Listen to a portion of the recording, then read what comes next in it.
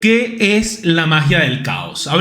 Demos una breve introducción a lo que sería esta magia del caos que a mucha gente le interesa y le parece muy llamativa, que de hecho, pese a que no tiene tanto tiempo como se piensa, sus raíces son bastante viejas y aparte de eso se popularizó hace no mucho, hace como 2 años creo, con la serie esta de WandaVision, que nunca la vi, tengo que verla la verdad, me la recomiendan a día de hoy, es una buena serie, me gustaría verla. Pero eso, aclarar que es una introducción a la magia del caos básicamente, por tanto veremos su historia, origen y demás. Entonces, ¿de dónde sale la magia del caos? ¿Por qué? Porque es importante saber de dónde sale lo que sea que querramos aprender.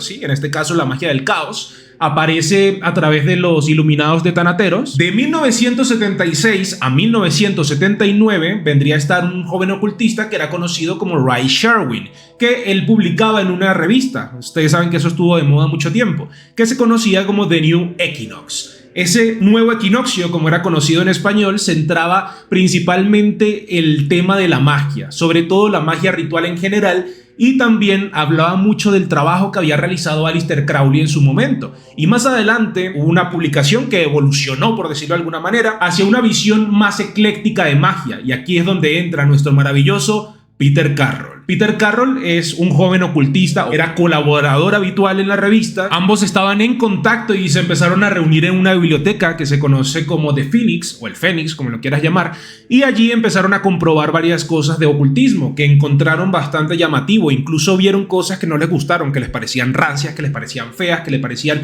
poco científicas, lo cual pues curioso, y pues también crédulo en sí mismo. Entonces decidieron que era necesario un nuevo tipo de agrupación, un nuevo tipo de magia que abandonara todos esos avispamientos, toda esa ritualización, toda esa adherencia a la tradición ciega y que reina normalmente en muchos procesos mágicos. Y es en ese momento cuando hacen una publicación en la revista donde trabajaba Ray Sherwin, donde anuncian una mezcla de la meritocracia mágica heredera del Soskia Cultus, de que eso lo hizo Austin Osman Spare en su momento, de Telema, de Aleister Crowley, y pues todo se fusionó a su vez con el Tantra y con el Tao, que es una creencia china. Entonces, como inspiración de esta filosofía y praxis de estos Iluminados de Thanateros se encuentra la experiencia de sus fundadores con la extensa tradición que se manejaba dentro de la magia británica. Y ahí es donde surge la filosofía y praxis de los Iluminados de Thanateros, aunque también podemos encontrar que se basaron en textos como de Ramsay Dukes y también de Kenneth Grant. Entonces, desde la fundación de los Iluminados de Thanateros,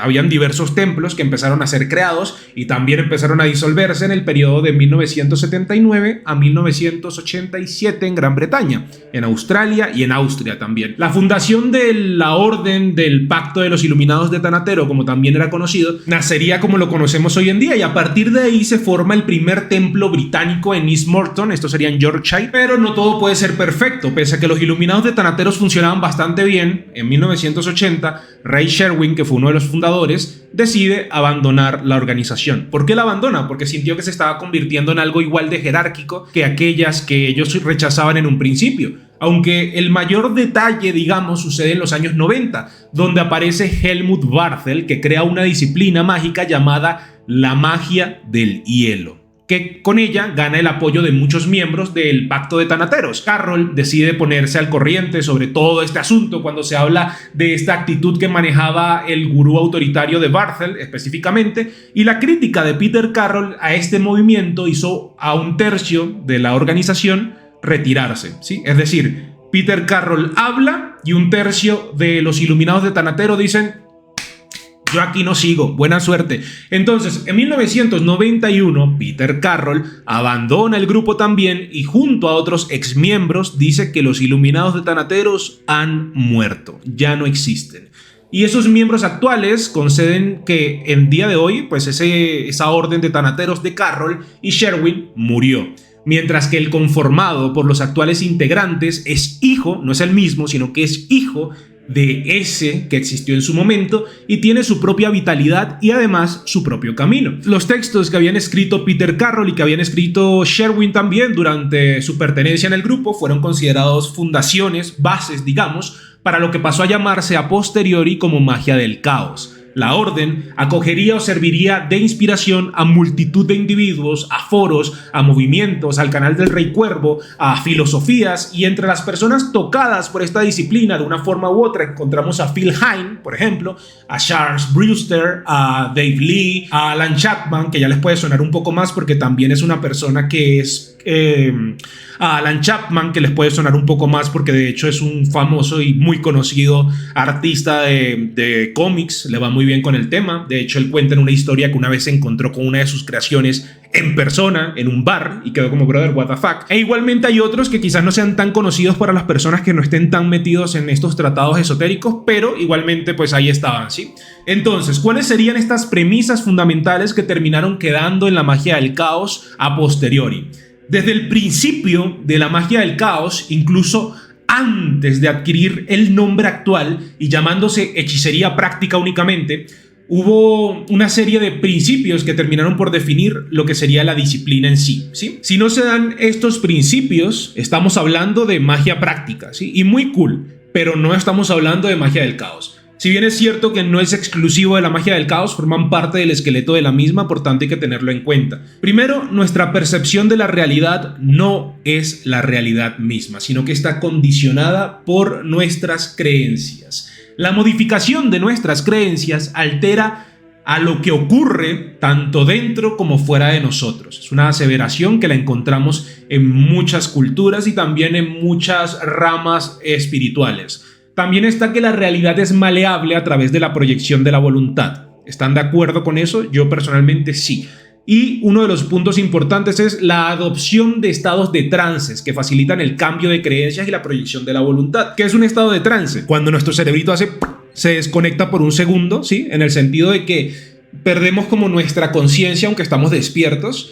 Y esto permite entrar a ese espacio divino, ese espacio creador donde vamos a poder hacer y materializar lo que nosotros queremos con el proceso mágico que estemos realizando. Esto es muy importante, lo veremos en la parte 2, pero es muy importante igualmente. Hablemos de las herramientas de la magia del caos, que este es un punto en el que se deslinda de muchas prácticas, ¿sí? Porque, por ejemplo, de la Wicca que estuvimos hablando ayer y que pronto saldrá un podcast también de la magia Wicca, déjamelo en los comentarios si lo quieres pronto, encontramos algo muy interesante y es que se requerían muchos objetos, ¿sí? Muchos objetos que realmente se utilizaban para canalizar o hacer una acción en especial. Esto sucede igualmente en la magia del caos, pues brother, te cuento, no te preocupes. Dentro de la magia del caos tú vas a utilizar algo que se conoce como sigilos, que en la parte 2 se los explico, que es una técnica de hechicería rápida que fue formada por Austin Osman Spare, de quien hablamos hace un rato. Es la herramienta que más termina por calar en todo el repertorio de la magia del caos. Es básicamente la herramienta que más se llega a utilizar. Un sigilo o un sello, si estás informado de temas de tratados demonológicos, el término sigil te sonará. No es un término demoníaco en sí mismo, sino que simplemente es la transformación de una intención, de un objetivo, de un deseo, de un símbolo, y de esta manera se puede visualizar en un estado de trance para afectar nuestra realidad. Es algo cool de hecho que mucha gente hace y busca crear sus propios sigilos. ¿Hay sigilos en internet? Sí. ¿Los recomiendo? No. ¿Por qué? Porque los sigilos dentro de la magia del caos, que son diseñados por nosotros mismos, tienen una parte de nosotros y eso hace que funcionen mucho mejor. Las explicaciones de por qué llega a suceder esto pues son muy variadas. Recordemos que la magia del caos también es considerada una magia de resultados, es decir, que hay que ver resultados. Entonces, dependen del modelo de la magia que se esté usando o que se crea en ese momento. Una forma común de verlo es que a través de la visualización y el trance que nosotros buscamos a través de varios métodos, que también hablaremos de eso, pero el punto es que a través de estos dos mandamos a nuestro inconsciente lo que sería nuestra intención, permitiendo que con ese poder y sin la intromisión de nuestros miedos, de nuestras contradicciones, va a terminar por suceder, ¿sí? Hay muchas otras explicaciones posibles, no se tienen que casar con la que les estoy comentando, pero esa es la más aceptada. Como que, por ejemplo, alteramos el flujo de conciencia universal a efectos de la técnica, ¿sí? Eso puede ser otra opción, pero a mí personalmente me parece más plausible la primera, en la que trabajo conmigo mismo. Pero la creencia de cómo termina de suceder, o sea, de la explicación de cómo sucede, realmente no parece afectar más allá de servir como un vehículo para la manifestación de nuestra intención, porque entendemos por qué estamos haciendo las cosas, ¿sí? Y eso es importante. También está el tema del trance. El trance es importantísimo, ¿sí? Porque dentro de la magia del caos se conoce como gnosis, he de aclarar. Muchos autores, de hecho, dentro de la magia del caos, el trance ya no lo llaman trance, lo llaman gnosis. Y el trance es un estado de conciencia en el cual la mente se coloca más allá de nuestras preocupaciones, más allá de nuestras ideas y más allá de nuestras preconcepciones. Es como disociar, pero cool. De nuestro ego también podemos alejarnos al momento de lograr la gnosis, ¿sí? Según el tipo de trance, esta separación se produce por una saturación de sentidos o una privación de ellos que obliga a nuestro yo habitual a retirarse por una relajación que acaba apagando nuestros círculos mentales automáticos. Es decir, tenemos nuestra mente consciente y nuestra mente inconsciente. Nosotros queremos llegar a nuestra mente inconsciente para poder crear lo que querramos en nuestra vida. ¿Qué pasa? Que en el medio hay un sensor. Este sensor que no permite que pasemos al otro lado de forma consciente hace que no podamos llegar y por tanto no podamos acceder a la magia del caos que estamos buscando.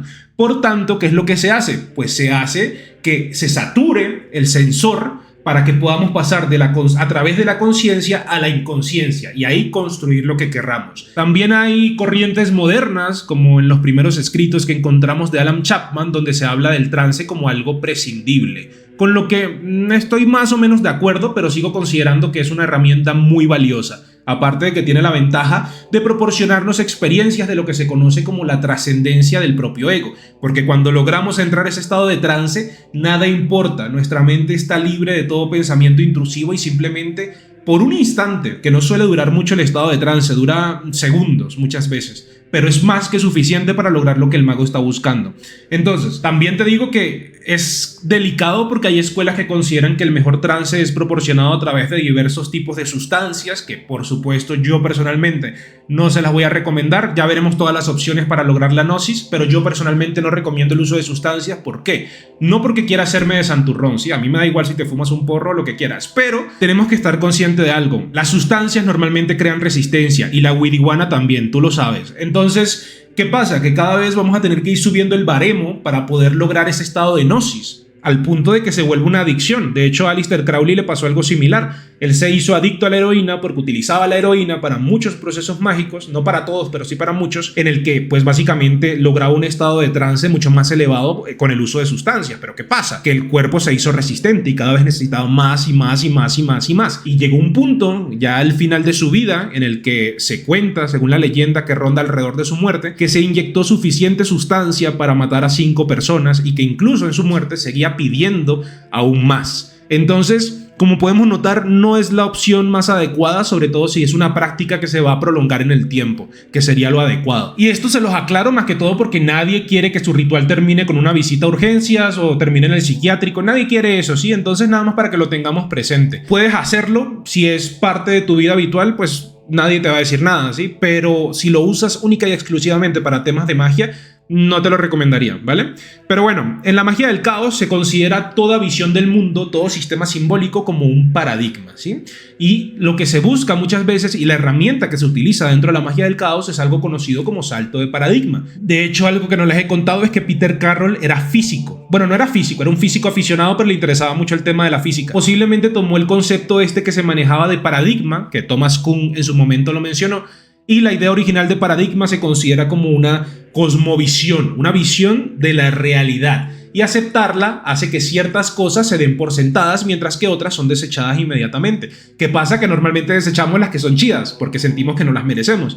El cambio de un paradigma a otro se suele producir cuando los defensores de un paradigma que ya está caduco, que ya no sirve para nada, pues desaparecen y los nuevos básicamente vuelven para poder trabajar en él o desde él. Igualmente, la gente hace saltos de paradigma constantemente dentro de la magia del caos porque derrumbar esos paradigmas le permite a la persona poder ser más libre y más eficiente dentro de la magia del caos. En otras palabras, dentro de la magia del caos podemos considerar toda esta visión del mundo, todo sistema simbólico como si fuera un paradigma, ¿sí? La fe que invirtamos a ese paradigma con el que vivimos condicionará no solo lo que pensemos, sino también lo que vemos y lo que podemos llegar a hacer. Esto a nivel práctico llega a unos alcances que realmente no muchos están dispuestos a concederle, por lo que un salto de paradigma adecuado puede potenciar enormemente nuestro trabajo mágico. Y este salto puede durar lo que sea necesario, ¿sí? Puede durar días, meses, semanas, horas incluso, para completar un trabajo mágico, desde unos minutos hasta décadas, brother. Cabe destacar que este paradigma no tiene que ser uno que ya exista necesariamente, ni siquiera tiene que estar basado en la realidad. Es muy común el trabajo con personajes de ficción o con cosmovisiones inventadas que incluso muchos magos del caos terminan por crear las suyas. Aparte de eso, otra herramienta, la magia de los resultados. Una de las cosas que separa a la magia del caos de otras formas de magia es su especial énfasis en los resultados. Un caoísta que no tiene resultados no es un caoísta, es una persona que está aprendiendo. La mayor parte de trabajos mágicos realizados por un mago del caos tienden a estar centrados en un cambio que sea palpable, que podamos notar, que no digamos, ay no, es que eso pudo haber, no pudo haber sido, es algo tan tajante que tú dices, fue esto, ¿sí? Entonces, la mayor parte de los trabajos mágicos realizados por un mago del caos en este caso están centrados a ver un cambio físico o un cambio notable en la realidad. Que consiste esto en una transformación personal, la consecución del objetivo que se buscaba o lo que se considera oportuno, pues en el caso del practicante. ¿Qué es un resultado? Porque tú dirás, a ver, yo pedí $500, me llegaron 50, pero mira, me viene de maravilla. Pues te explico. Habitualmente una sucesión de casualidades, de sincronicidades, terminan concordando con nuestro objetivo y esto nos hace ver que aquí hay un resultado, ¿sí? Aunque también sean manifestaciones muchísimo más dramáticas y muchísimo más inexplicables que en esta fijación con los resultados nos puede llevar incluso a una visión un tanto restringida y materialista de la propia realidad, donde lo único que vale es lo que podemos ver, tocar y sentir. Para solucionar esto, porque no es una buena opción tampoco, y sobre todo si eres una persona que trabaja desde lo invisible para traerlo al mundo visible, pues tampoco estaría chido meterte como en ese hueco mental y quedarte allí, donde lo único que vale es lo que podemos ver, ¿sí? Para solucionar este problema podemos utilizar los propios axiomas de la magia del caos y trabajar en ámbitos no tangibles. Aparte de eso también, bueno, ahorita les explico eso también que es importante, pero en esos casos, como en los anteriores que les he comentado, lo mejor sería mantener un escepticismo, sí, pero un escepticismo saludable y valorar cada experiencia por sí misma antes que valorar una realidad objetiva completa. Personalmente me parece que los resultados nos sirven principalmente para dos cosas. Uno, para confirmar nuestra capacidad de ir más allá de lo que entendíamos y dos, para navegar por ella con un conjunto de herramientas privilegiadas. Entonces, ¿cuál más sería una herramienta del caos? ¿Ustedes creen que me esté faltando alguno? A mí personalmente, sí. Me falta los servidores de la magia del caos, que es un punto muy importante. Hay una herramienta que mucha gente quiere, que mucha gente anhela, pero que como es un punto un poco más elevado dentro de la magia del caos, mucha gente no trata de llegar allí, simplemente porque dice, pues, no puedo, ¿sí? Pero hay una herramienta que ha ganado abundante fama desde que la magia del caos empezó en primer lugar. A día de hoy, claro que todavía no he visto un boom en TikTok, pero seguramente lo habrá en algún momento, que son los servidores. ¿Qué son los servidores? Pues son construcciones mágicas creadas por el mago para que realicen tareas puntuales o de diferentes duraciones. Parte de su fama se debe también a esa controversia. Hay quienes consideran los servidores almas atrapadas o algo así, espíritus, demonios, vampiros psíquicos o incluso inteligencias propensas a descontrolarse, como si fueran un tulpa. Y no son un tulpa. No confundamos los conceptos. Un tulpa es una cosa, un servidor de la magia del caos es otra. Entonces, ante esta falta de evidencias claras, por supuesto, la visión de las personas tiende más hacia tratarlos de acuerdo con el paradigma que se haya usado al crearlos, ¿sí? Ellos hacen un proceso en el cual los crean y basado en esas limitantes o en esas cosas que le agregan, pues ellos ya saben qué es, ¿sí? Entonces, ya entendiendo esto, ¿cuál es la finalidad de la magia del caos? Este es un tema que está abierto a debate. De hecho, ustedes pueden decirlo en los comentarios cuál creen que sea la finalidad de practicar magia del caos, porque a fin de cuentas hay puntos de vista muy polarizados por muchos autores, no nos mintamos, pero principalmente la función última que piensan muchos autores que encontramos de la magia del caos es proveernos de lo necesario, cumplir nuestros deseos y ayudarnos a alcanzar a un yo longevo, sano y eficiente. Desde el principio también han quedado practicantes un poco apartados de estos temas como la trascendencia y la iluminación, aunque por suerte desde hace unos años está volviendo a aparecer gracias a autores como Duncan Barford, como The Kid, como Alan Chapman, por supuesto, y ahí podemos encontrar que el tema espiritual dentro de la magia del caos vuelve. y me gusta que vuelva la trascendencia y la iluminación a una práctica mágica que personalmente a mí me abrió muchas puertas y me sigue abriendo muchas puertas. Entonces, cool. Aparte de eso, hablemos de qué podemos hacer con la magia del caos a profundidad. Y vamos directo al punto. La primera y más fácil respuesta es conseguir lo que queremos. Salvar a nuestro perro, que nos contraten, una Play 5, lo que sea, ¿sí? El límite va a depender de nosotros mismos, nuestros deseos, nuestra habilidad para manifestarlos y las posibilidades de que lo buscado termine por suceder. Como les comentaba anteriormente, esta postura es muy criticada por el término de que es materialista, a lo que personalmente puedo pensar que esas cantidades de experiencias acumuladas durante la búsqueda de esa manifestación suelen ser más que suficiente para llevarnos a un crecimiento personal o al manicomio. O sea, no hay un punto medio, pero normalmente es crecimiento personal. Desde esa perspectiva y desde el punto de vista en el que estamos persiguiendo nuestros deseos y como una búsqueda en sí misma, pues tenemos el apasionante punto de explorar quiénes somos, qué es estar vivo y cuál es la relación entre el yo y la realidad en conjunto. Esto puede sonar un poco a metafísica, pero realmente no termina de serlo, ¿sí? Entonces, nuestras experiencias nos van a dar visiones y nos van a dar formas de entender las cosas. Y un mago que mantenga tan siquiera un mínimo de higiene mental, que simplemente es estar depurando las cosas que no te sirven, le va a dar un valor funcional, ¿sí? Le va a dar un valor funcional, pues en última instancia no tenemos forma de saber si nuestras costumbres o las cosas que damos por sentadas son en algún grado un reflejo de la misma realidad. Y en el mejor de los casos, que es el punto al que se aspira normalmente, y en el mejor de los casos, estas experiencias a través de los procesos mágicos de la magia del caos nos terminan por llevar a un aumento no solo de nuestra libertad, sino también de nuestra aceptación de lo que no hemos conseguido cambiar. Y por supuesto, cualquiera que quiera utilizar y explorar el trascendentalismo usando las herramientas de la magia del caos y ver a dónde le lleva, puede, sin ningún tipo de problema. Puedes utilizar la magia del caos para un despertar espiritual o para crecer espiritualmente, puedes. Entonces, para que lo tengan presente, no se cierren, no digan, no, es que la magia del caos solo sirve para bitches and money. Pues no, realmente sirve para muchas cosas, ¿sí? Entonces no se preocupen. Es cierto que principalmente se usa para lo que les comenté, pero ese camino espiritual también puede estar ahí disponible. También recuerda que la magia del caos es una magia ecléctica, así que puedes unirla, digamos, a otras creencias, a otros procesos mágicos que te hagan buscar o encontrar eso que tú quieres, que sería pues esa iluminación o esa parte espiritual que crees que te falta si solo manejas la magia del caos. Cosa con la que de nuevo no estoy de acuerdo, pero ahí tienen el dato. Igualmente, muchachos, les comento que esta es la primera parte del curso de magia del caos. Ya saben la historia y saben las herramientas. Pasaremos ya a la parte práctica. Ya saben que si quieren acceder a la parte práctica, simplemente háganse miembros del canal.